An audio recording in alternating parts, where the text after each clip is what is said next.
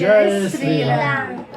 22 जानेवारी 2024 मध्ये अयोध्येला श्रीराम लला स्थापन होणार आहे. तर हा सण आपल्याला दिवाळी दसऱ्यासारखा साजरा करायचा आहे. सगळीकडे रोषणाई सजावट करायची. प्रत्येकाने आपल्या दरवाजाला तोरण लावायचे, फुलहार करायचे आणि दारात रांगोळी काढायची आणि प्रत्येकाने कमीत कमी 5 दिवे तरी लावायचे.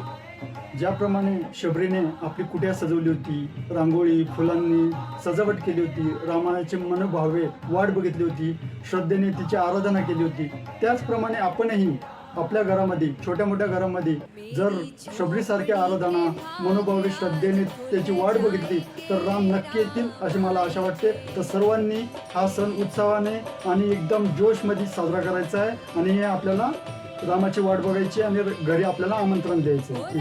जर शबरीच्या कुटियात राम येऊ शकतात तर आपल्या घरी काय येणार नाही.